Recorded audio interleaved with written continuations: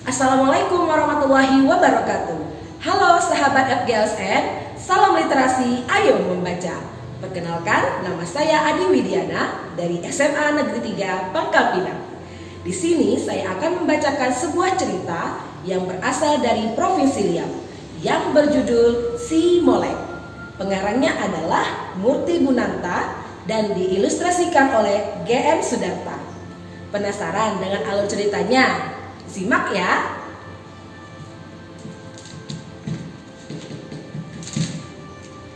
Pada zaman dahulu, di sebuah kampung di tepi pantai, hiduplah sepasang suami istri nelayan dengan 7 anak perempuannya. Anaknya yang paling bungsu bernama Si Molek, mempunyai paras yang cantik melebihi kakak-kakaknya. Kecantikan ke-7 gadis tersebut termasyhur ke seluruh kampung. Bahkan juga kampung-kampung tetangga dan kampung serta kota lainnya yang sangat jauh letaknya. Tidak sedikit pemuda yang datang ingin melamar gadis-gadis cantik itu untuk dijadikan istri.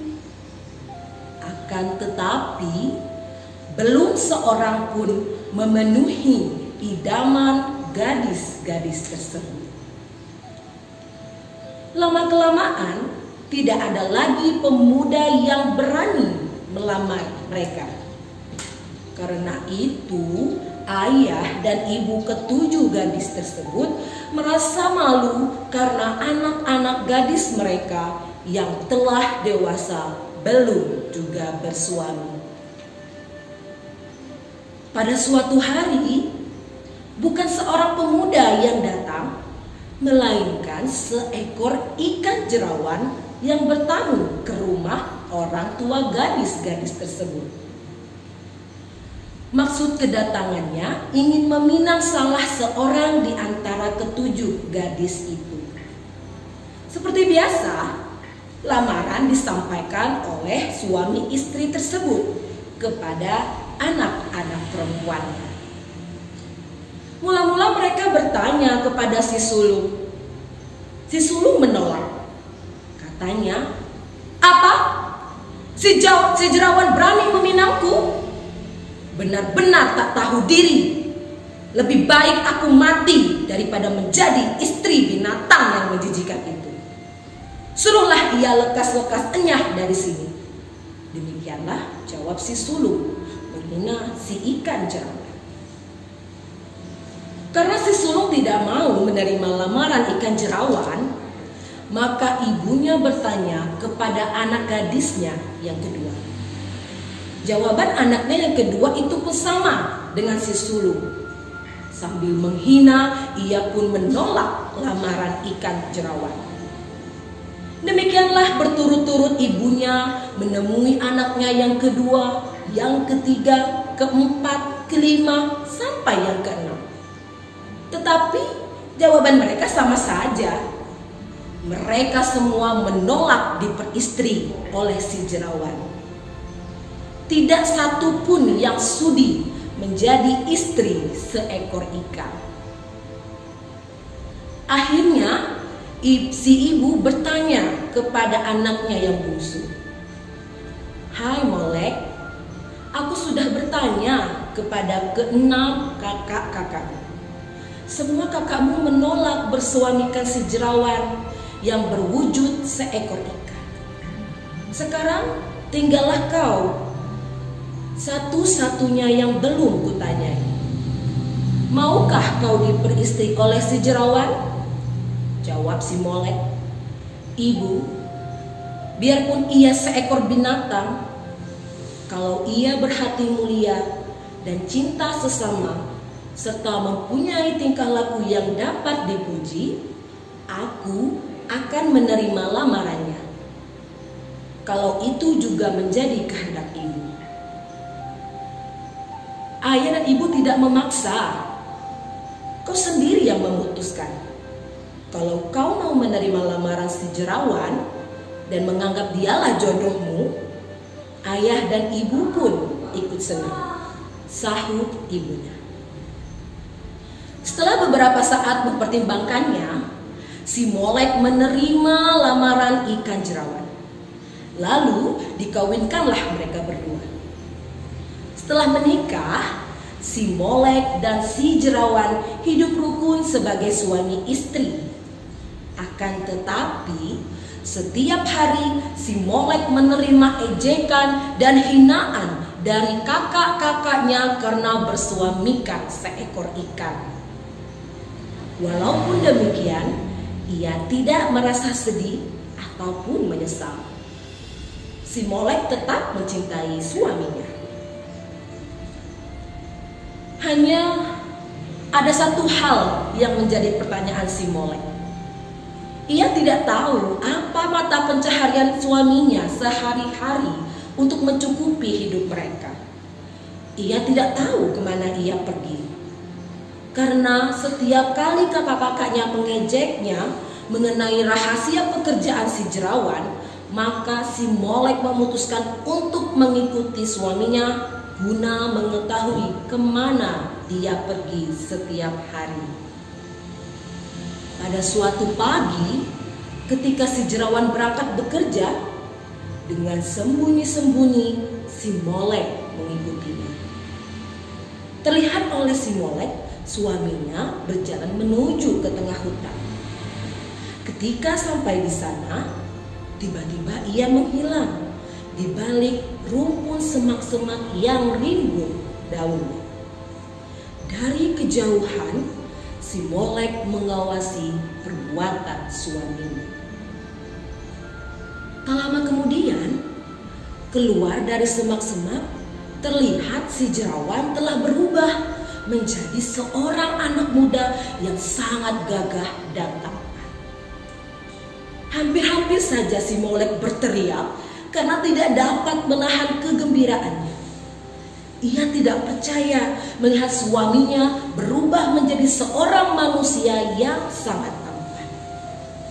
Tetapi ia kemudian dapat menenangkan diri dan diam-diam mengikuti suaminya.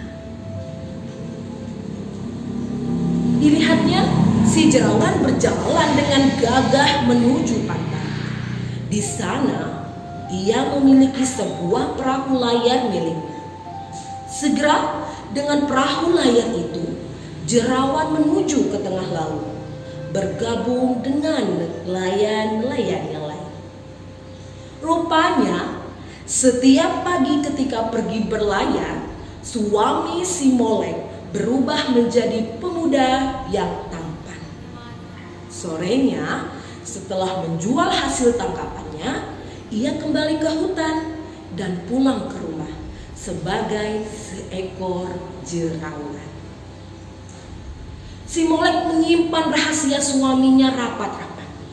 Ia tidak mengatakan apapun dan kepada siapapun dan bermaksud ingin menyelidiki terlebih dahulu. Begitulah berhari-hari setiap pagi, dengan diam-diam ia mengikuti suaminya dan menyaksikan suaminya berubah menjadi pemuda yang tampan. Akhirnya si Molek mencari akal supaya si jerawan tidak lagi berubah menjadi seekor ikan.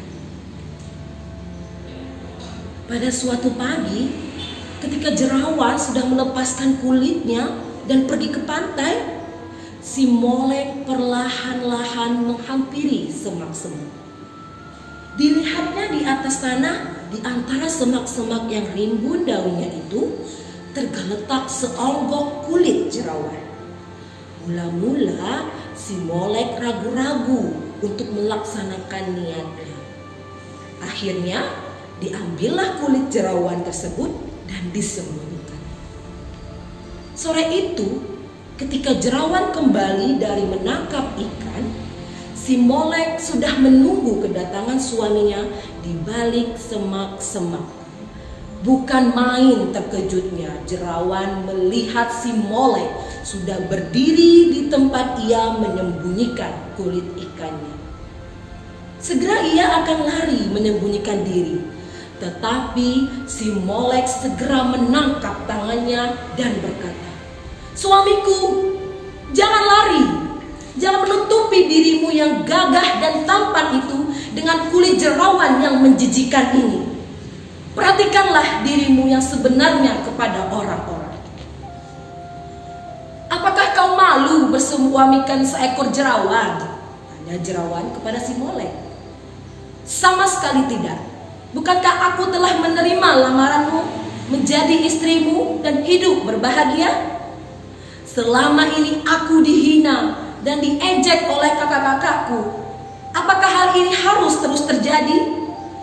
Tidakkah kau mau memperhatikan, memperlihatkan wajahmu yang tampan sehingga mereka mengetahui kalau aku sebenarnya bersuamikan seorang pemuda yang tampan dan gagah?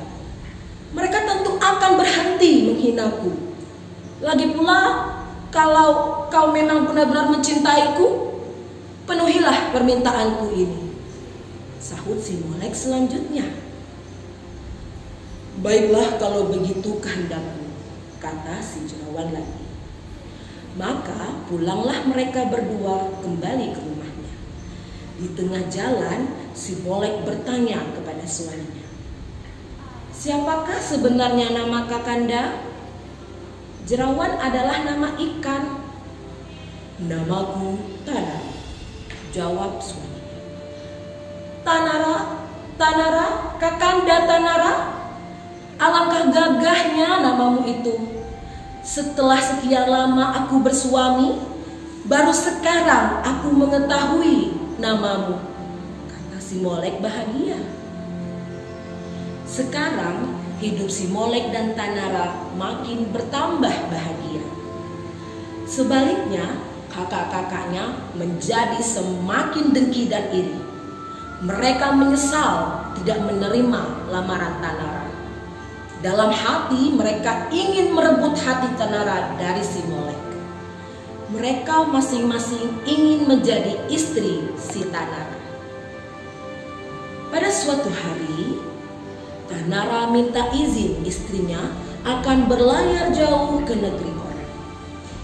Meskipun dengan berat hati, si Molek mengizinkan suaminya melaksanakan niatnya.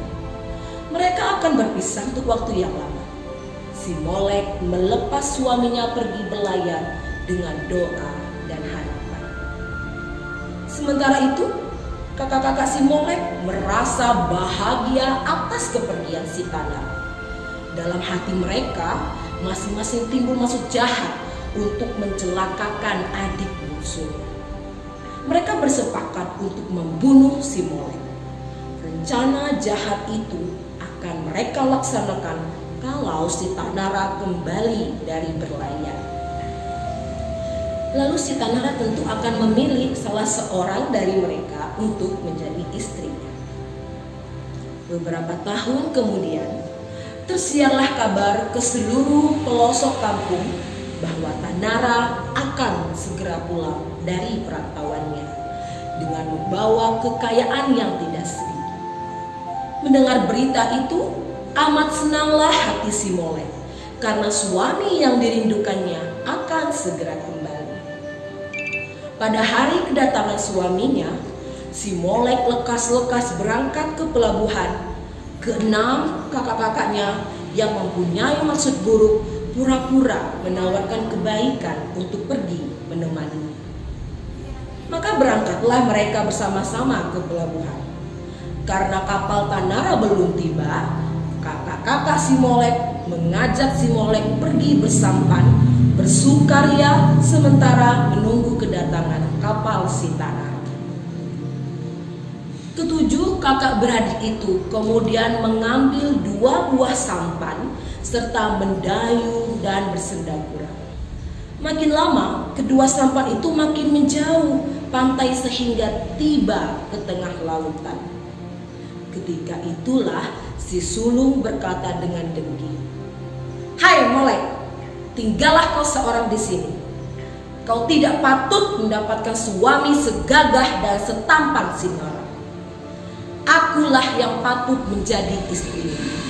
Adalah sebuah kesalahan besar adalah sebuah kesalahan saudara terbungsu yang mendapatkan kehormatan seperti ini.